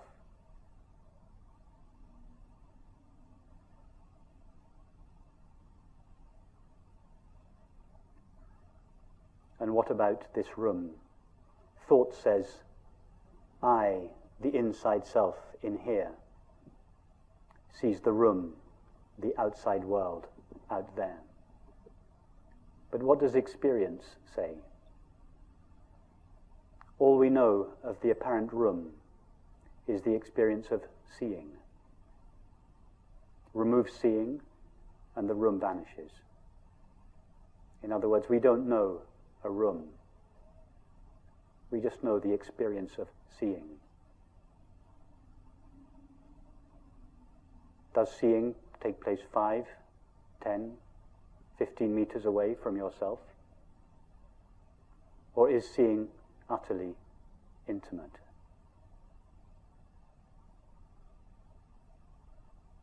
And can you find two parts to the experience of seeing? One part that sees, and another part that is seen? Or is it just one seamless, intimate substance?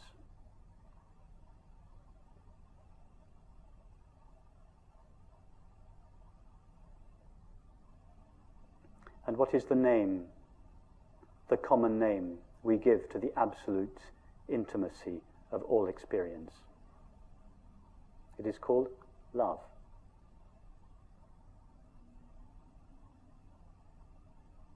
Love is the most familiar experience that we all know, the collapse or dissolution of the sense of a self in here and an object, other, or world out there. The collapse of this sense of separateness, distance, otherness, not me-ness, is what we call love.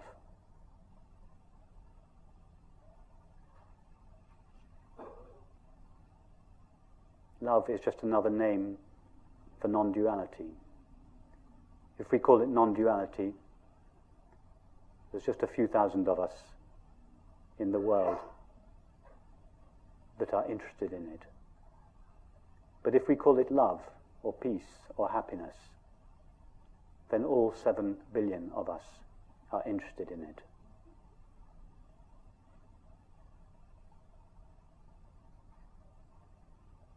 So why is it, if love, peace, happiness are the natural condition of all experience, the substance out of which all experience is made, how is it that it seems not to be experienced?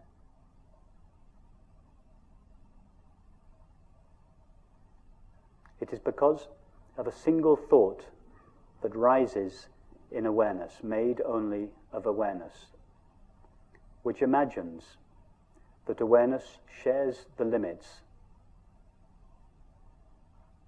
of the thoughts, feelings, and sensations that appear within it. It is like imagining that a mirror shares the limits of the objects that appear in it. With that thought alone,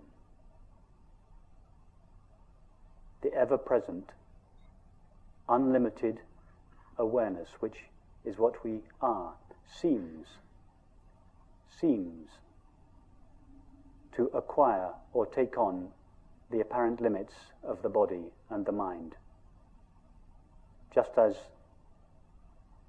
the screen seems to take on the limits of an image when a film begins. As a result of this imaginary collapse or contraction of our self, unlimited, eternal awareness into a body and a mind, these qualities of love, peace, and happiness are seemingly veiled. And it is for this reason that the self, the separate self that thought imagines us to be, is always, by definition, on a search in the imaginary outside world for the apparently lost love, peace, and happiness.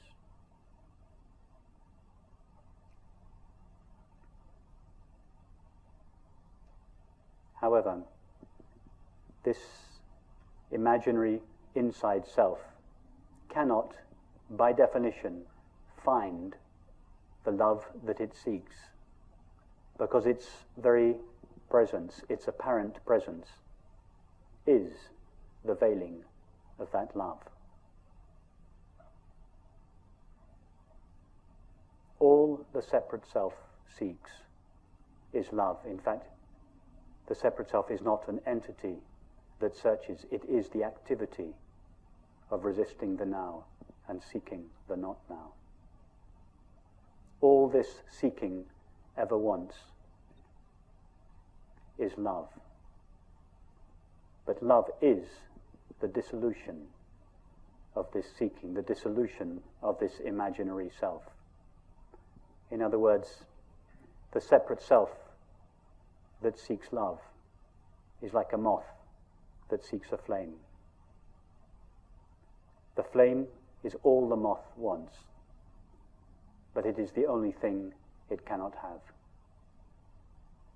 Because as the moth touches the flame, it dies. That is its way of knowing the flame.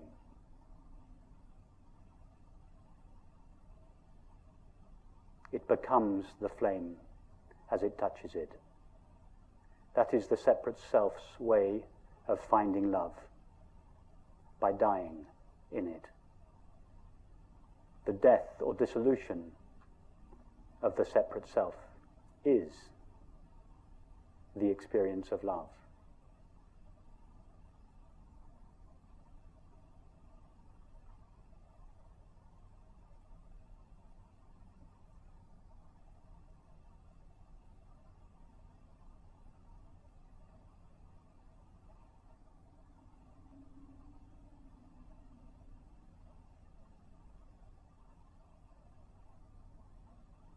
So simply be knowingly this open, empty, luminous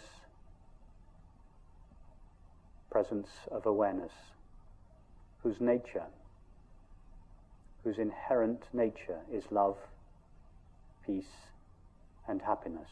Not a love, peace, and happiness that is in the background of experience that has to be sought, but that is shining in full view at the heart of all experience. In fact, experience is made out of this substance called peace or happiness.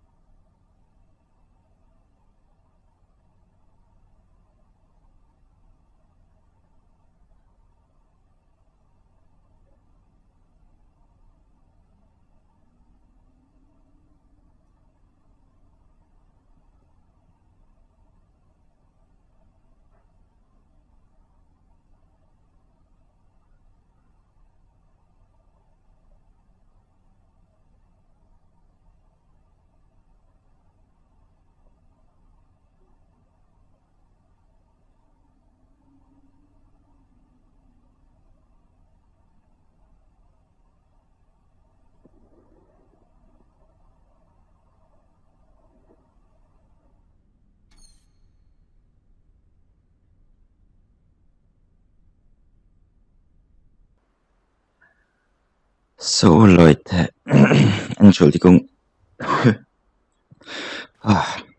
ein bisschen eine eingerostete Stimme gerade, ich entschuldige mich. Jedenfalls gibt es in diesem Spiel weit mehr, als man denkt. Ich habe es schon erwähnt.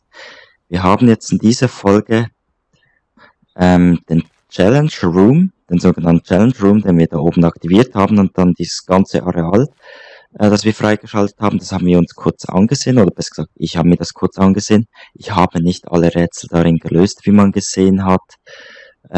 Ist auch nicht notwendig. Sie sind mehr so zum Spaß nochmal da. Falls irgendjemand das machen will, soll er es gerne machen. Aber für mich reicht es langsam, aber sicher. Den Challenge Room, ihr seht, habe ich noch einen Erfolg am Schluss freigeschaltet. Den habe ich geschafft. Ist so ein Zeiträtsel, man hat es gehört mit der coolen Musik. Und genau am Schluss hatten wir noch ein Stück Papier mit dem Hexagon drauf, das ich dann fotografiert hatte. Und dann, am Schluss haben wir alle 6 diese Papiere zusammen, gingen in den Windmühlenraum unten und schauten uns also mich haben sie zum Teil beunruhigt, diese Videos.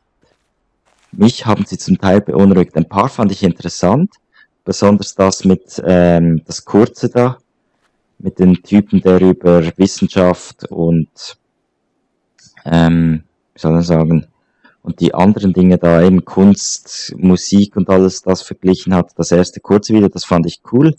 Dann kam das zweite mit der Frau, die irgendwie, Alter, voll sektenmäßig, also wirklich, das mit der Frau fand ich schon ziemlich komisch, aber es ging noch, war noch im Rahmen. Dann, was war das dritte? Genau das mit dem Typen mit der Hierarchie an Ideen, dass das immer wie weiter aufgebaut wird, das fand ich cool, das fand ich richtig cool. Und das, was der Typ gesagt hat, das macht auch wirklich Sinn. So Wissenschaftsdinger, die fand ich cool. Und dann kam das Stundenvideo da, das wirklich fast eine Stunde ging mit der Sonne da, die langsam wanderte. Es tut mir leid, aber ich konnte da nicht die ganze Zeit zuhören. Ich habe es für euch, falls ihr das euch anhören wollt, natürlich mal voll aufgenommen. Ist ja kein Ding, mache ich gerne für euch, eben die es anschauen will. Und dann kam als 5. dieser komische Typ. Was läuft mit dem falsch? Wie wird man so einem Menschen? Das war ja wirklich schon sektenmäßig. Also da hat mir das Gehirn auch schnell abgeschaltet und ich dachte, und immer diese Pausen, die er machte und wie er so ins Leere starrte. Von dem Typen hatte ich Angst. Und dann noch das letzte Video, das 6. Was mit dem Typen und der Kerze, der da die Wand berührt und fast krepiert ist. Vielleicht ist er sogar gar krepiert und ich weiß nicht woran, ich will es auch nicht wissen. Jedenfalls, es hat mich zum Nachdenken angeregt und auch sehr beunruhigt. Ich weiß nicht, ob ich heute gut schlafen werde. Ich hoffe, ihr werdet gut schlafen. Dann noch kurz zu den Umgebungsrätseln. Ich habe mir das ein bisschen angeschaut. Es gibt ja diese Monolithen und sobald man Umgebungsrätsel löst, kommt so ein Funkensturm, der geht dann zum Monolith. Und anscheinend, wenn man alle Umgebungsrätsel eines Monolithen löst, wird das so grau. Der wird einfach grau und mehr konnte ich nicht darüber herausfinden. Entschuldigung. Ist schon ein bisschen spät, haben schon 1 Uhr morgens. Ja, ich wollte das noch heute fertig machen. Und es gibt wahrscheinlich noch viele, viele mehr Easter Eggs und alles Mögliche, aber Leute, das Spiel ist zu groß und ich glaube, man hat es langsam gesehen. Und ich glaube, das eben mit dem Challenge Room und die Videos unten auf den Hexagon, das war so die hauptsächlichen Secrets, die man noch zeigen kann. Haben ja auch schon 2 Stunden in Anspruch genommen. Mehr wahrscheinlich. 2,5 wahrscheinlich, wenn ich das dann geschnitten habe. Ja gut, in dem Fall war es das endgültig von The Witness.